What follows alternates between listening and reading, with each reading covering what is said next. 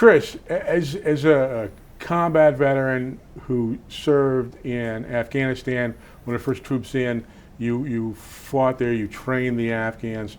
What was it like to watch the fall of Afghanistan and the unfolding chaos in Kabul? Thanks for having me, Howard. It's heartbreaking. I spent last Friday, weeping all day long because I was just so heartbroken, and then I just kind of got angry after that because I think I was going through the process of mourning. And now with what's going on, it seems like the United States military has finally established some capabilities there, but it seems so preventable, and it was just as a military person that understands military operations and planning and how we do these things, it really bothered me a great deal. What went wrong? I don't know. I mean, it's easy for me to sit here and Monday morning quarterback, and I don't want to do that because everybody's doing that in all the shows, pointing fingers and whatnot. I don't know. I wasn't involved in those conversations. I wasn't in those rooms where the president and his leadership team made those decisions. So I don't know. I just know, I mean, I heard the president speak, and you have to give him respect as he's the president of the United States, and we all want this to turn out as well as it can. But you just can't help but think, as a former military person, as former Secretary of Defense, I was in an acting capacity, obviously, but you can't help but wonder what was going on that we mishandled this so dramatically. You said you were angry. What made you angry? I felt so much of this could have been prevented with a little diligence and planning. That's probably the most powerful part of our military is logistics and planning ability and the ability to get any place in the world. So I had questions, and I still have questions, but the team that's in there now, they just need our support, and I don't want to be finger pointing or second guessing or chicken lipping them at this time. What questions should we be asking? Because you had an inside view. What questions should we be asking? I think you guys are asking the right questions, Howard. I don't think I have, one of the things that I find, I don't want to say problematic, but concerning to me though, is I've been on the phone since Sunday. It all seemed to really hit Sunday. Of course, that's the day where the Taliban entered Kabul, with people that are stuck are in bed down locations and are in a bad way asking for assistance. It seems like things are coming together now, but at the time I couldn't help wonder if we couldn't have predicted that was going to happen. We'd been there for 20 years. Obviously we had all the intelligence we needed. To use the horrible Rumsfeld phrases about known unknowns and unknown unknowns, this was not an unknown unknown. This was a known known. We knew what was going to happen. Certainly after 20 years on the ground, we had all the information we needed, and somehow it wasn't. I want to know. I really want to know what the decision-making process was and why we didn't take different actions and put in place different plans. So that's kind of where I am. What would you have done? It's easy for me to say what I would have done. It's not relevant. I thought we very much had a plan for the withdrawal of U.S. forces from Afghanistan in an orderly, deliberate process. Now, why that wasn't executed by this administration is beyond my knowledge at this time. I don't know why that is. Have you been in touch with people who are stuck in Kabul, maybe former Afghan security forces, Afghan interpreters? Yes. What's that been like? It's hard. I mean, in one weird way, and I was talking to a colleague of mine that I'd grown up with who just left a very high-level position in the military, and he replied, I feel like I have a mission for the first time. I'm just not fighting the bureaucracy or trying to protect my people. I actually feel like I'm trying to do something worthwhile and relevant.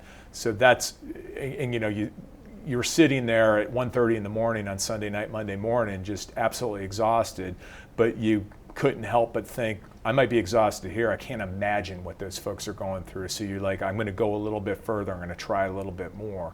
So in a weird sort of way, it felt like you had a mission again, but you were also just heartbroken that it all played out this way, where these people were put in such risk and without any deliberation, it seems, obviously. You, in your initial message to troops in November of 2020, you wrote that this war isn't over. We are on the verge of defeating al-Qaida and its associates, but we must avoid our past strategic error of failing to see the fight through to the finish. Did we see the fight through to the finish, do you think? I thought there was a different way to end our operations in Afghanistan. And boy, you brought that one out. Somebody actually read it. I'm thrilled. I meant that. I do firmly believe, we have to remember, defeat has a very specific definition in the military, and I had to look this up. Defeat is not a permanent state. Defeat can be a temporary state. I felt strongly at the time that we had defeated al-Qaida. I still think they're defeated.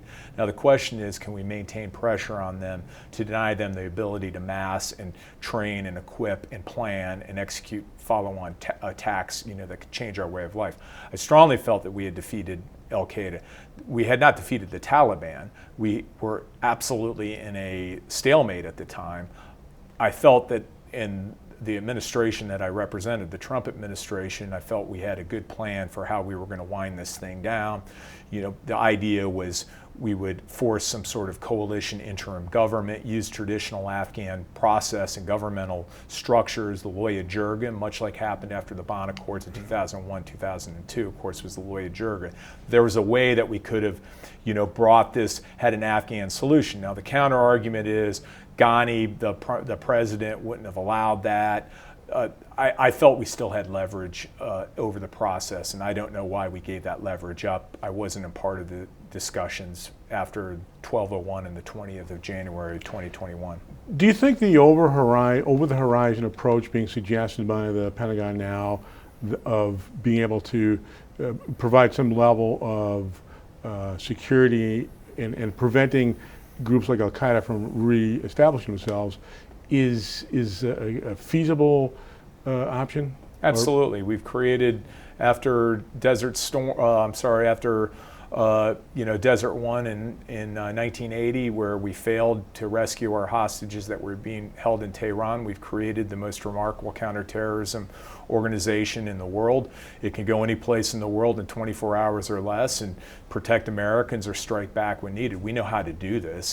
That's not the question. It's the will to do it. So yes, we can absolutely prevent al-Qaida and other terrorist groups that have an international inclination or an international reach from massing. We can do that.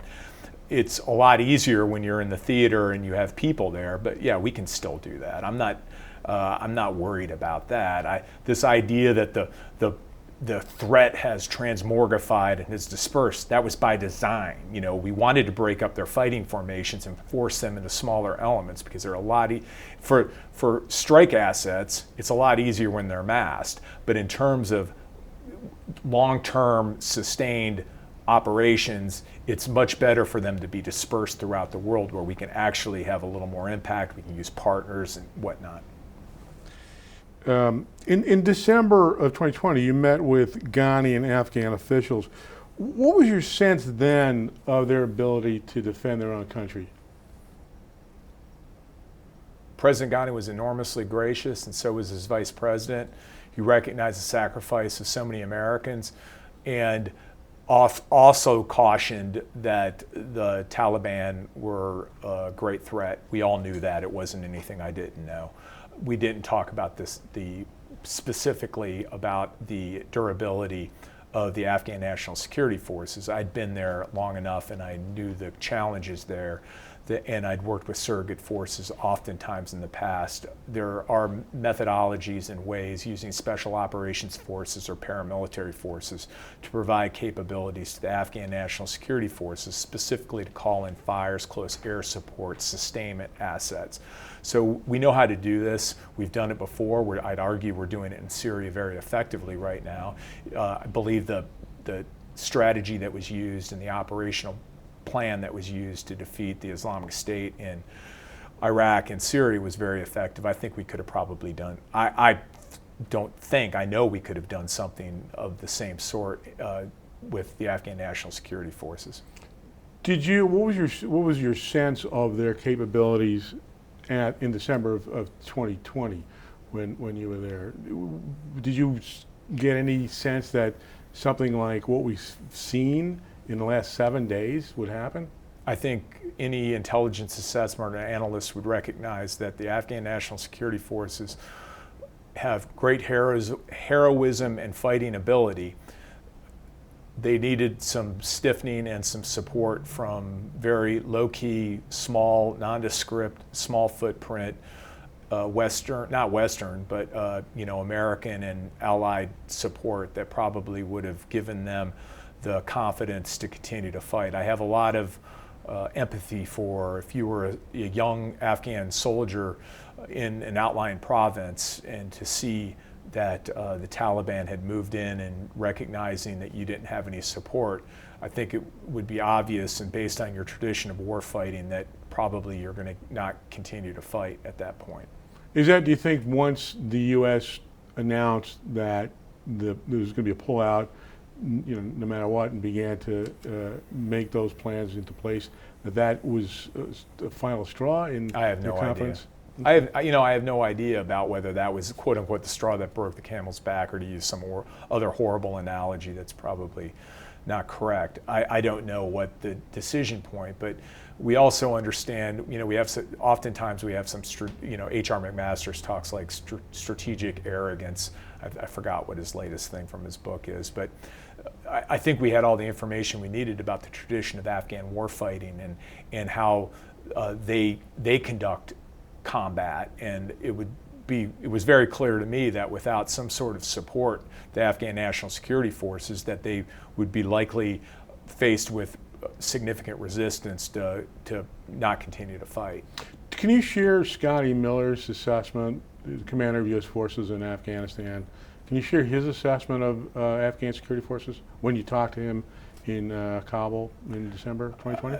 I think he had so much experience there. I met him that time. We met years before, but in 2001 when I saw him in Afghanistan, I think he had spent so much time there, and he's a magnificent officer, and I think he's a role model for an entire generation.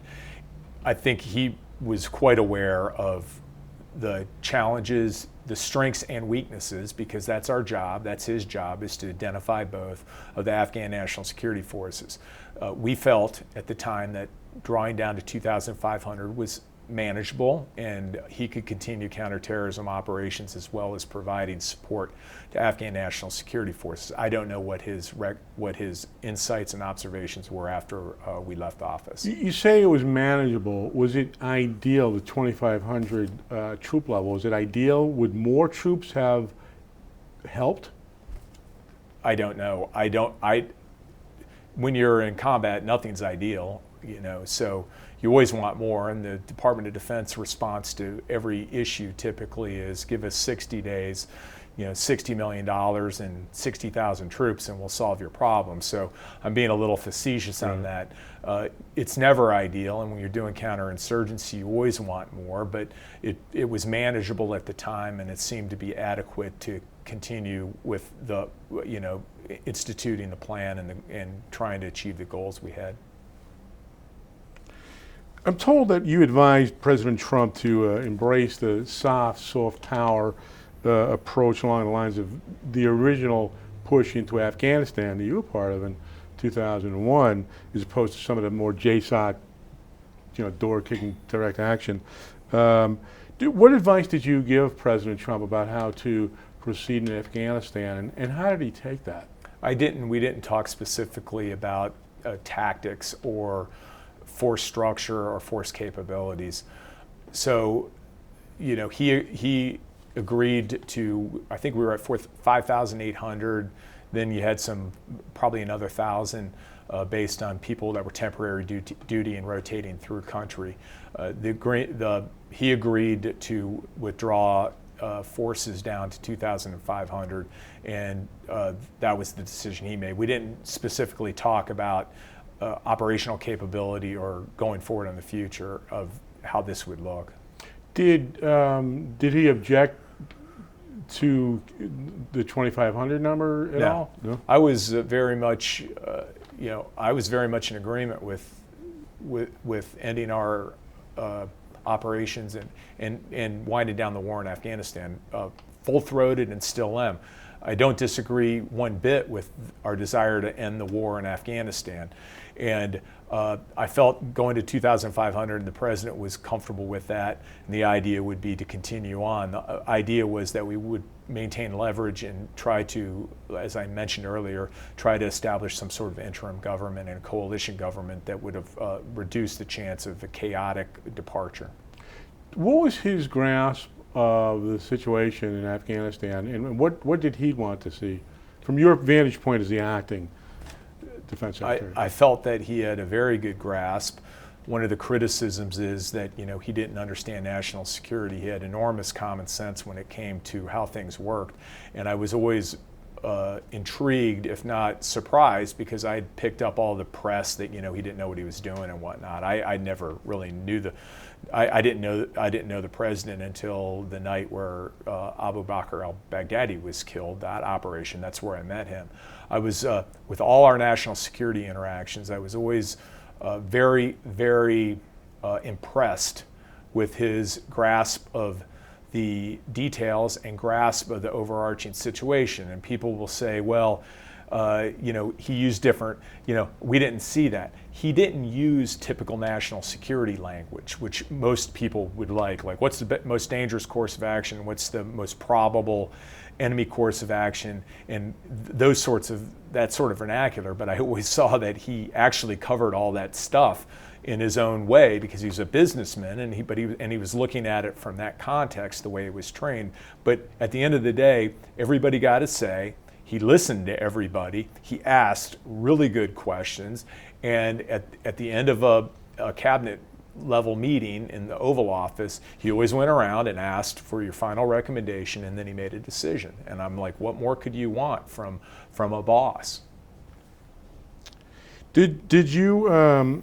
There were reports that you had tried to dissuade President Trump from an earlier withdrawal from Afghanistan and elsewhere in the region because it would blindside allies. Was that accurate? No, I never was involved in anything like that. Did you ever talk him out of anything?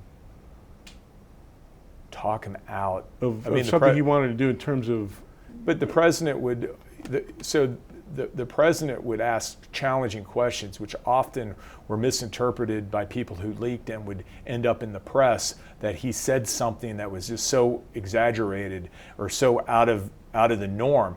No, he was asking a very relevant question, but it wasn't a statement of do this. It was, why don't I do this? And then you would respond. That was the way he interacted, and that's the way he made decisions and collected information. So to say that I talked him out of anything, I just don't think it's an accurate way that decision making went on. But at the end of the day, I always walked out of there going, everybody got their say. Nobody can say that they got overruled based on some red line they had, and decisions were made and we went and executed. Do you think that negotiating with the Taliban was ultimately a mistake? No, that's how these wars end. You have to negotiate with your opponent, and that insurgencies and counterinsurgencies, this is kind of par for the course. This is standard. There was no ability to defeat the Taliban on the battlefield. There was the ability. We decided not to do what was necessary to do that, which I, as an American, agreed with, by the way. I mean, this idea that we couldn't have won. No, we can win, but at the end, is it worth the trampling of American values and ethics and norms? Our United States military can win any war. Let's be perfectly clear. But we also have our value-based democracy where there's some things that we're not going to do, and I totally agree with that. What would it have taken to win the war in Afghanistan? 2002. Decided to make it a special operations theater and just kept it small footprint and not expand the war the way we did. When you saw that happen, and as things progressed in 2002, 2003, as the U.S. invaded Iraq, were you concerned by that? You served in Iraq as well. No, I've heard that narrative, we lost our eye on the ball, to use mixed metaphors and whatnot. I didn't feel that. I felt, because I was in Iraq in I was in Afghanistan 04 through 06. during the time where it was the forgotten theater. I actually think we got a hell of a lot of good work done then because we were kind of out of the view and out of the spotlight of the Pentagon. And I thought that we had the opportunity then to make some real advances. I felt like you can feel when the enemy's on the run. I mean, you can just feel it. And I'll tell you, summer 04, 05, no, I'm sorry, winter 04, 05, Taliban were done. We had beaten them, and there was an effort to negotiate at the time, but it didn't go anywhere, and we took our foot off the gas. And I really felt we didn't continue to put pressure on the Taliban. I really feel that was a decisive point. I know there are books out now that have a history of Afghanistan, and I haven't read them, but from my perspective, that was one of those decisive moments where I felt like you can feel when the enemy's beaten, and the Taliban were that winter, and we didn't keep the pressure on, and they were able to kind of rest, recuperate, train, organize, plan, and then I think after that it was pretty much inevitable that they would end up establishing dominance. Would you say, or would you disagree, that there was a mission creep in Afghanistan as it shifted from a soft venture to more of a nation-building venture over the many administrations? Oh yeah, absolutely. Classic example of mission creep and lack of strategic coherence. And I wasn't involved. I was just a young person then. I have white hair now. I had orange hair then, so I wasn't involved in those discussions. I was just an implementer, like so many of our current members and veterans were. So I wasn't involved in that. But and you execute the orders given by your superior. So I wasn't involved in those strategic conversations, obviously. But now you look back, you have the white hair, you were acting defense secretary. What are the lessons to be learned by the U.S. military and for the American public about getting involved in a foreign conflict? I think they're relearned, aren't they? They're not lessons learned, they're lessons relearned. I think number one is cultural arrogance will hurt you, and understanding local dynamics and how foreign countries and how their populations interact is really important. Number two, we did it again. We tried to, just like we did in Vietnam, we tried to create an army in our image, which was completely inappropriate for their skill, their desires, and their traditions of war fighting. So that was another lesson relearned, I would argue. And then I really think we have to be honest with ourselves as a military and recognize, after Vietnam, Harry Summers wrote that book called On Vietnam, which was basically shifted attention and shifted blame from the military to the political leaders. And they said, if the politicians let us have our way, this would have never happened. Well, I think in these wars, the United States military, we pretty much had full authorization and the ability to execute the strategy we decided. And I think we need to do some serious soul searching. The thing is, we came out of Iraq. It took forever to do Iraq lessons learned. The military was very adamantly opposed against it. Some very courageous general officers and others decided to do that. Of course, that occurs, 8 years after the end of the war. I think it's really, really important that the military does an accurate, fair, unbiased assessment of what occurred. And, I saw General Dunford gave a great line the other day publicly where he talked about, we need to revert back to a very firm civilian-military relationship and not have a politicization of our senior military leadership. And I think those are the types of things that hit me right now that need to be really, really looked at carefully. And I really hope the military does that, because we have the opportunity to have a renaissance in our military again. I think there's going to be a lot of pressure. Now, when we came out of Vietnam, remember, we Depew and air-land battle doctrine, and it was really, really a magnificent renaissance in the military that was successful. History doesn't repeat itself, and I think we're very much trying to repeat history and focus on near threats, near peer competitors, aka China and Russia. And I think that probably needs to be assessed a little bit more. I think irregular warfare, special operations capabilities, economic warfare are really the things we need to focus on. My sense right now is, it's not my sense, it's my absolutely firm belief in my gut, is that the military element of power is the least important right now. It's information, it's economics, and those are the things that we need to focus on, and we probably need to. I don't know if the military is able to recognize that. This is largely a soft war in many ways. What do you think now the future of SOF is after this conflict? You noted that we really focused on counterterrorism. That's just one aspect of special operations. Right. We have other elements: psychological operations, civil affairs, information operations. We have some great capabilities in special operations for cyber now. I think where there's an opportunity, unconventional warfare is the other thing, which is, you know, what we did in Afghanistan in 2001, where you support the insurgency to overthrow the government, which we did when we were very successful on that in 2001. I think there's probably a bit of a crisis of confidence in special operations right now, that how do they fit into the great power competition. I think their brand is extremely good. I think that their skills and their capabilities are relevant, and if they just continue to do what they're doing, I think they need to modify. I think they need to apply some new technology, but they've never been a technologically sophisticated force, so let's not go to technology right away, but I think there's a huge opportunity for special operations to continue to influence populations and be in places that maybe the large military doesn't want to be, and help out partners that, you know, have our values and our goals. What would have been different, do you think, if U.S. troops had pulled out in May, as President Trump had wanted? It depends. I don't know. I mean, that's speculative. It's kind of like maybe not counterfactual. I don't know what would have happened. You know. So I mean, no idea. When you were part of the decision-making system, were you confident that a May withdrawal under the plans that you were familiar with would have worked, and why? Yeah, I mean, the negotiation process wasn't over with the agreement between the United States and the Taliban.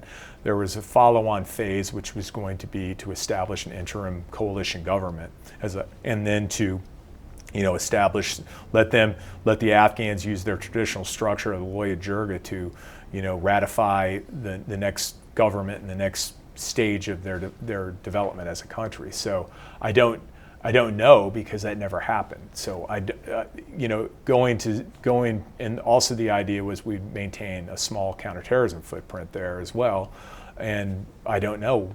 So it wasn't executed, so I can't say. Or maybe it was. I don't know. Would the plans that you were talking about, would they have been a complete withdrawal, giving up Bagram, for instance, or would have Bagram been maintained as a U.S. base? I don't know.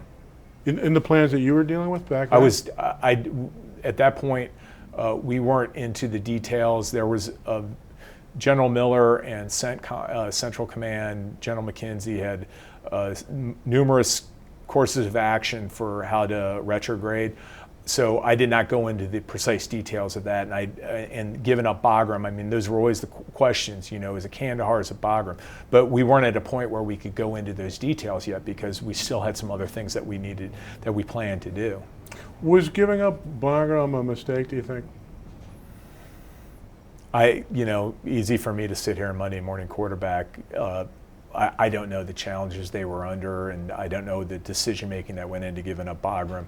Having an airhead in the middle of nowhere where you can control a large amount of the space outside the perimeter is always helpful, but by the same token, you know, how would people have gotten to Bagram? It's, you know, what is it, 60 miles north of Kabul? I don't know. So easy for me to sit here and throw rocks, but I'm just not going to do that. Should President Biden have blamed his predecessor, President Trump, for what is taking place now in Afghanistan, particularly in Kabul? Straight politics. Don't want to get involved, don't care. It's not helpful to America. I think the question is who's going to accept responsibility. And I think that my thing is I was always raised as a military, you know, enlisted man, never was an NCO, then was an officer. I was always raised to accept responsibility when something goes wrong. That was the ethos, and that was the core value that I felt strongly about, and I haven't seen anybody accept responsibility yet. And I think there does need to be accounting because something went dramatically wrong and someone should accept responsibility. I don't know who that is. I don't have enough information, but I know there are a lot of veterans and there are a lot of people. Here's what I'm concerned about. Like if you're a young buck sergeant or you're a young second lieutenant, first lieutenant, and you're watching your leadership kind of play these politics, I mean, what is that the message that our leadership should be sending? These kids are desperate for authenticity. They're desperate for just truth. And when they see the involvement of the military in these political affairs, it must be very confusing for them, and that's what concerns me the most about what's going on right now. Do you accept any responsibility for any of this? And if so, what is that? Probably should have been more vocal in guaranteeing that the incoming administration recognized the challenges they were going to face, but I also was quite aware that they are part of the foreign policy intelligentsia and elite, and I thought they would understand what was going on. I probably should have been more forceful in guaranteeing. I don't know if it would have done any good because the whole process of transition was so politicized at that point. I always thought it was about national security. I thought it was about American. That wasn't the experience I had, and I probably went a little weak and kind of got puffy-lipped and took my stuff and went to the corner, and I probably should have been much more dramatic. But I didn't think it was appropriate at the time to go public with those things because what's good for the Department of Defense is good for America. So I did not want to further politicize a horribly complex and difficult situation for the incoming team. So that's probably, I'll accept full responsibility for that. What would you have said? I mean, what statement would you have been more forceful about? What thoughts or themes that would you have been more advice? Would you have been more? I wasn't asked, so it doesn't make any difference. I mean, it would have. I think it would have been nice to be able to sit and go through the top 5 issues that were coming up and have a conversation about that. But that wasn't the way it worked, and so be it.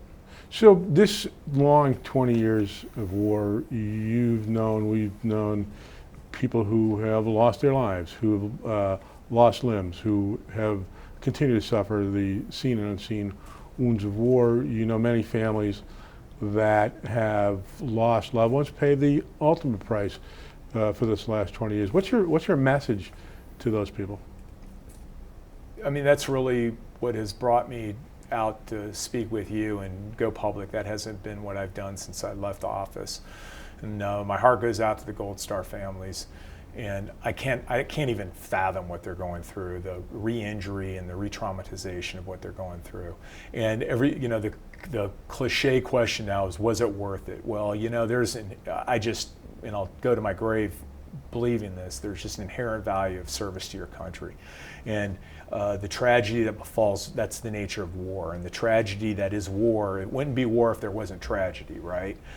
So I can't even fathom and have any words of solace or anything like that. I just, have been so honored to serve with them, and they're served with their loved ones. And, there's biblical scripture, of course, about no greater love hath man than to give his life for a friend. I obviously didn't get that exactly right, but and then for me, there's just enormous value and courage and dignity in serving your country, and we're so fortunate. Have many Gold Star families reached out to you? Sure. Can you share anything about what you told them? No, it's too searing. I'll break down in tears. I can't talk about it here. Okay. Anything else? Any final thoughts? Anything you want to share with the American public about your role as Secretary of Defense? No one really cares about that. What I'd really like to share, though, is the goal that I had while I was there was to draw down these awards responsibly. I would firmly believe that. Then to organize the department for the future, which weren't very successful with, but still I think threw some ideas on the table. But at the end of the day, what the most important thing was to give voice and provide support to members of our armed forces, veterans, and their families. And I just, as a veteran, I think it's really, really important now, more important than ever, that we come together as a country. And only 1% of population serves, that's fine. That's what we've decided as a nation is the way we want to do our national defense. About 7%, I think, are veterans. It's a very small population. And I just urge, the American people to reach out to a veteran. I represent, it was this warrant officer that I grew up with named Mike Carmichael had felt a calling. He's retired now, and he felt a calling about 2 months ago to establish an organization that brings public awareness to the crisis of veteran suicide. And of course, Mike sent me a note, and I'm like, how can I help? Because I love the guy to death. And he established an organization called Check-A-Vet, and checkavet.org, and it provides public awareness. So for American citizens that are trying to learn about veterans issues, it's a great website. We're not going to make any money on it. That's not our point at all. Happy to take donations to help expand our base. And the other thing is, it's for veterans. If they're feeling in need, it's a good place to go for some resources. But at the end of the day, if you know a veteran, go give them a hug. Do you think after the tumult of Afghanistan subsides, do you think the United States, the public, the American public, will still have that kind of same caring about veterans, or is that going to go away, do you think? I mean, that's the thing I worry about the most. That's what I'm very focused on. Administration has put a lot of money into Veterans Administration, but let's be honest, they only service about 30 to 40% of veterans' needs. This is about America. We sent these folks off the war. We have a moral, ethical obligation to continue to provide support to them. Because although the guns have fallen silent, the war continues for a lot of people. And that's my biggest concern is like, oh, wars are done, we're going to move on. This is the most critical time where we have to pay attention to these issues and make sure that our veterans and their families are getting, and Gold Star families, that they're getting the services and the support they need. That's my fundamental principle. That's why I'm going public. We had the cost of war report came out today and said that the cost of care for veterans of this war is jumping to $2.5 trillion over the next by 2050. Okay, so when we go to war, that's the cost of going to war. That's why these decisions of war and peace are so important, and that's why I think it's really important as well that the American people pay a lot more attention to these things as we go forward, and that we have a strategy and we look at this clear-eyed about what our objectives are, and we stick with that. Earlier you said that your objective is to see this war end responsibly. We all saw the tumult and chaos in Kabul. Is this war being ended responsibly? Time will tell. It certainly didn't get off to a good start. I thought there were other ways we could have brought this end state into being without the chaos and the crisis that we have seen in the last couple days. I also understand fundamentally the challenges challenges in the nature of war: fog, friction, chaos. But we do have a military that's extremely well trained, extremely experienced, that is designed to wring out as much of the unknown as they can. We have an intelligence community that we spend hundreds of billions of dollars a year on. There's been a fundamental failure that we need to look at and see how this happened and what we're going to do to prevent it from happening again. And at this point, you're not prepared to say what that failure was? I think it's just too politicized right now with all the finger pointing. I hope to assist our nation as we go through this reckoning and our after action review and to develop our lessons learned about how we can avoid something like this in the future. Chris, thank you very much for a very intelligent conversation. I greatly appreciate it. Jeez. Thanks, man. Thanks. Appreciate it.